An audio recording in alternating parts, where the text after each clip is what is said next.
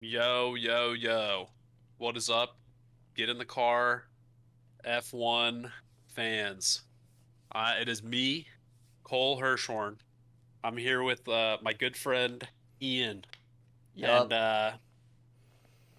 today we're going to be talking about the Baku Grand Prix preview.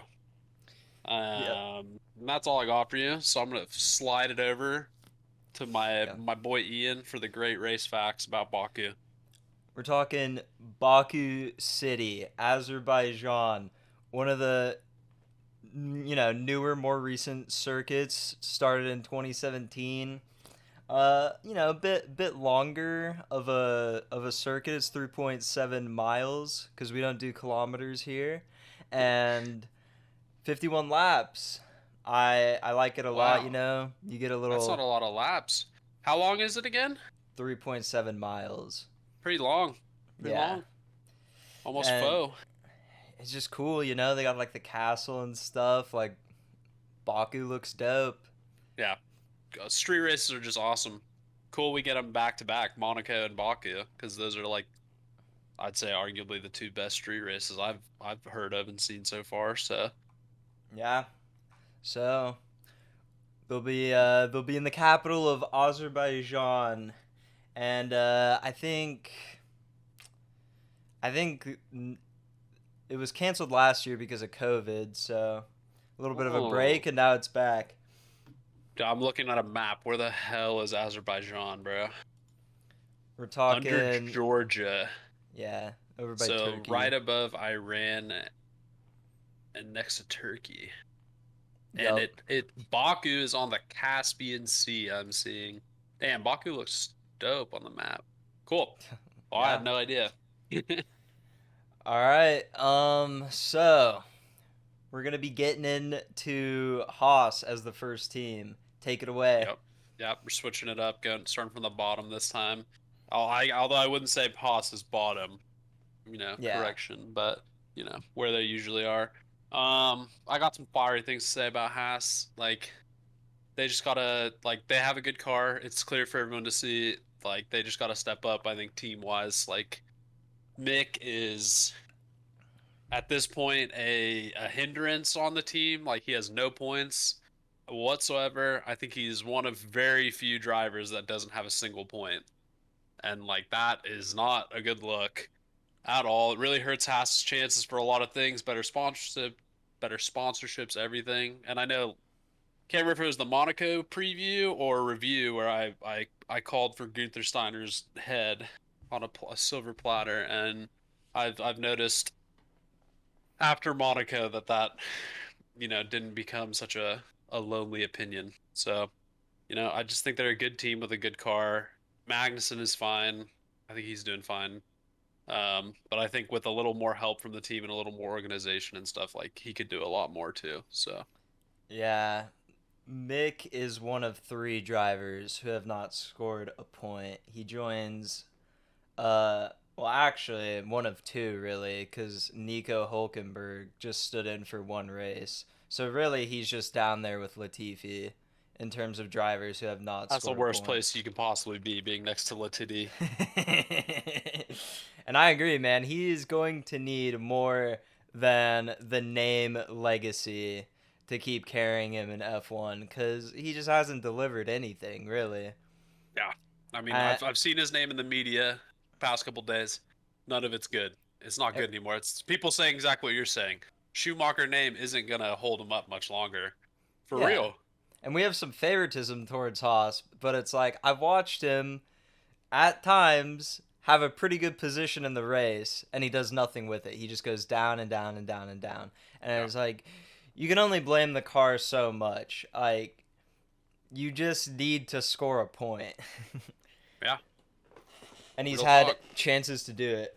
So, yeah, after both, well, after K Mag's DNF, some issue that wasn't really made clear in Monaco, and then of course Mick crashing in, horrifying fashion.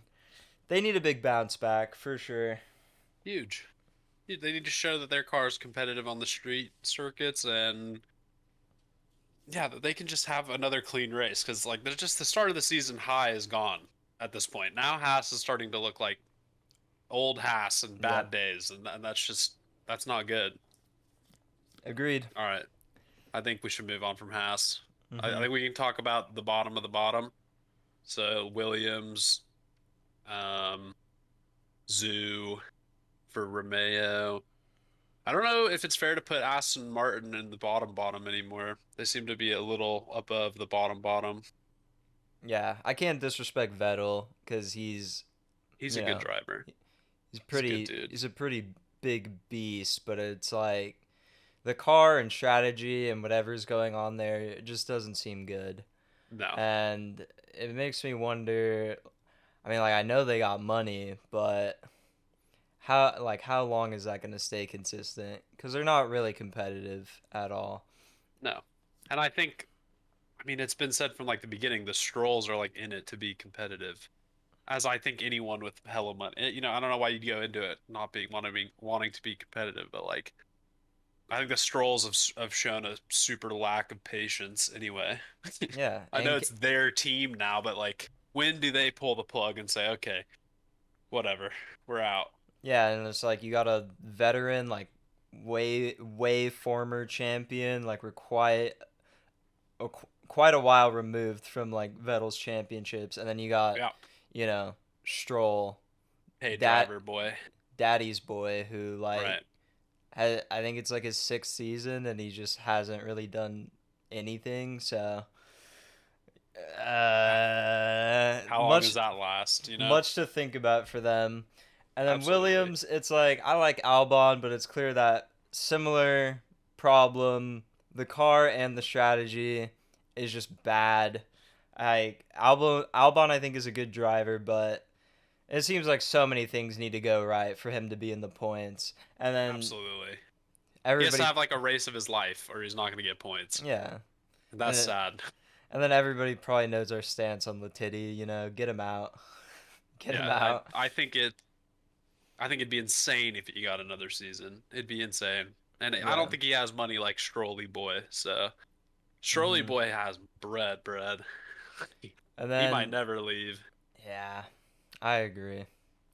And But then we can talk about Zoo real or whatever his name is. I can't not great at pronouncing it. I apologize, sir. Guanho Uh Zhu, I Guanho think. Zhu. Yeah. Dude has fallen off a cliff. Uh I know that his Romeo has pooped out a couple times, but I mean, man, not a great rookie campaign, but you can't blame him. He's a rookie, and I think he's got a chance for a comeback because it's kind. I feel like he has like the Haas effect. He started out hot. His first Yeah. two races were pretty good.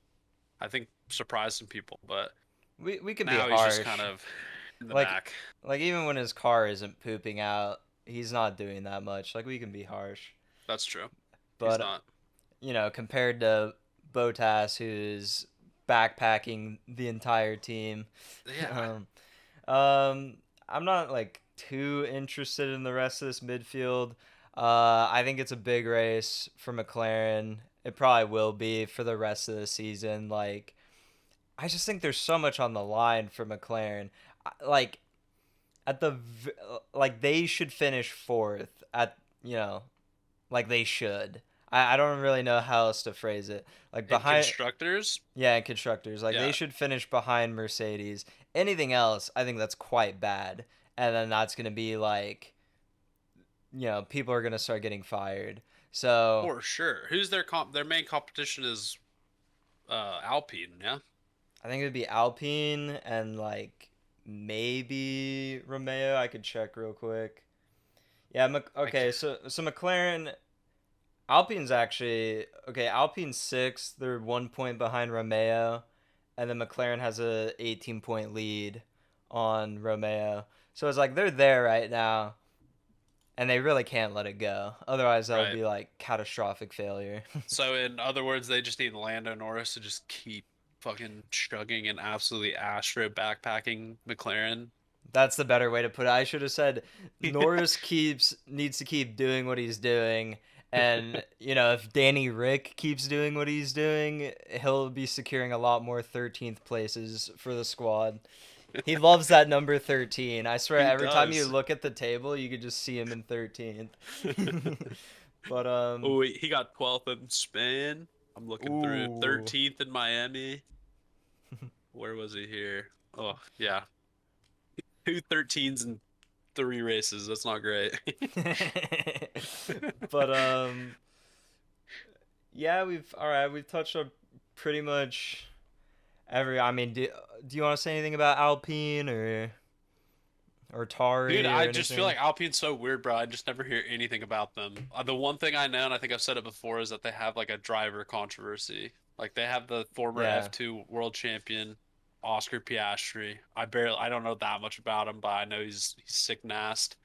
And they have a good lineup already. And I think Alonso said like, no, I can whip. I'm gonna whip until I can't whip. He's the Tom Brady of this thing right now. yeah, So. Um, I just don't know what you do because Esteban Ocon's good too. So that's the only interesting thing I know, and I think going to be interesting to see where Oscar Piastri goes, where he takes a seat at. But yeah. I it's weird. I feel agree. like Alpine just gets no coverage, bro. I never see them during the race, really, and I never see them after. It's odd. Maybe Yeah, I like gotta seek it out better, but the first storyline for them was really just like Alonso holding up the entire rest of the field by true, driving so slow. Um, true. I yeah, I agree. I think they're just a weird team. I don't know what to say about them. Like I don't you either. have Ocon, who I mean, I think like a couple or few seasons ago, you could say like very promising rising star. I feel like he started to plateau a little bit, and then you just have like the aging veteran and Alonso, who's still very good, but it's like I don't really know the direction of the team. Yeah, And Alpine is Renault, and Renault was not competitive like compared to the rest of the top of the field, and they still really aren't. So it's just yeah, I don't know. I don't know where the trajectory is for this team. I think no one does. That's why they don't get much talk. yeah. They're very odd. I guess we can hit on Merck real quick. Yeah, Merc. Um, Attaboy George Russell. That's what I'll say. yeah, George Russell is bona fide baller right now. Nothing else can be Unit. said. Just the the peak of consistency. And I mean, yeah, you give him a couple upgrades or something, like the man's gonna be flying. He's showing right now that he can do it in a shitty Mercedes, you know? So many teams would kill to be in Mercedes' position. Is pretty funny. And they're just like so upset. But it's a shitty Yeah. Mercedes objectively in the last 10 years. And yeah, everyone's talking about how bad the car is when they talk about Lewis. And then I don't know. I just don't know. I'm confused by what they say for George because George is just getting top five every single time. Like, what are they saying? Like, Hasn't finished outside of the top yeah, five yet. He's a they're like, beast. what? They got different cars or something? I don't know, but it's wild. George is just like Yeah. the better driver, and Mercedes has issues. They're not quick, or they're not as quick as the top. Yeah. They're not going for firsts at all. We've never seen it yet. They wouldn't give George the better car, so it's like Right. I mean he's just been driving better. Yep. Nothing much to say. Straight up. Lewis, you know, he is a god, but like he's kind of like whining a bit, and it's like I don't know. Just gotta put your head down and drive, really. Yeah. Um, all right, and then the two teams that will be covered, Every week. for the rest of the season, of course, because they're the ones fighting for the titles. Um, yeah, we touched on it in the review for Monaco, but obviously Ferrari's been just like catastrophically failing with, Leclerc having three pole positions in the last three races and not getting a first. So, I mean, like it's going to be the same storyline every week and until they win. It's like you need to bounce back in a major way. You need to win a race. Yeah. Yeah. Every week until they do it. And then I bet the week they do it, we're just gonna ask the same question again. Like, can they do it again? Yeah. Because they just like, I mean, any team that wants to win has to be the peak of consistency and the peak of or not even the peak. Like they just have to be on the edge constantly, and you have to like balance yourselves perfectly. Can't Yeah, push too far in either direction. You just need to go forward and win, and consistently win. yeah, because Um, I'm sure the eh, pressure is on all season, but the pressure's really on right now because you gave up the lead. You know, right, right. the first few Um, races, it was looking like Ferrari could potentially run away with this thing, they and they could have, I think, if they had just won these last couple races, like for real, yeah, they would have an insane gap if Leclerc could had just kept winning. But yeah, now it's really interesting. It's great from a viewer perspective. It's going to right, be an awesome battle, I think, now for the rest of the season, no matter what happens. Unless one of them just falls off the face of the planet. But it's looking like I don't know. It's just looking like it's going to be a great battle. yeah, Um, Ferrari. I mean, yeah. What more can be said than they just have to have an insane comeback this week, or they're just I don't know. yeah. Because when you It look must at be it, new. you're like, Max has the lead despite DNFing two races. And I Yeah. know Leclerc DNF'd one, but it's like still that's insane. Yeah. It's That's like terrible. yeah. And uh congrats to Perez. He got a well-deserved extension through 2024. Won Uh Monaco too. yeah, Congrats. congrats. I think that was his third win in his career. Props to him. And yeah, he's actually only 15 points behind Max. Like I know it would be a long shot for him to win, but like that's pretty crazy.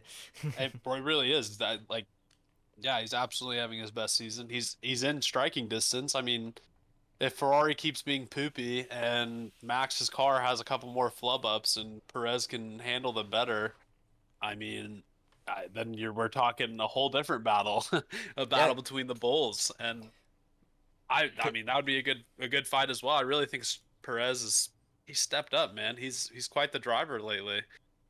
yeah, he like Max wasn't as fast as he normally is in Monaco, so the pressure's kind of on him to keep performing how he usually Yeah, does because his teammates doing really well, and Ferrari's not just gonna like disappear into the shadows. So like he has to keep going. Um, but yeah, I wonder when these upgrades are going to come into play. I know yeah, Haas, I can't remember what week it was, but Haas was saying like 3 to 4 weeks out, maybe 4 to 6 or something, but that should start happening soon, and that should be really interesting. yeah. Like, This I is like wonder what the changes are going to be. yeah, this is like the first season we started covering like in depth. But if I had to guess, like the summer break would be a good point For to sure. like make the last adjustments and like final push for your car to be the best it can be because they get Right. like a month off. But yeah, we'll see. Yeah, I bet that's when a lot of them will come. But, oh, All I right, hope. guys. Yeah. Oh, go ahead. Yep. No, that was All it. right. Yep. Can't wait to get up at 4 a.m. for Baku. Um, Thanks for watching, guys. We will catch you in like 1 week before Canada. Yeah, review and preview. Yada, yada, yada. Yep. All right. Thanks for watching. Subscribe. Peace.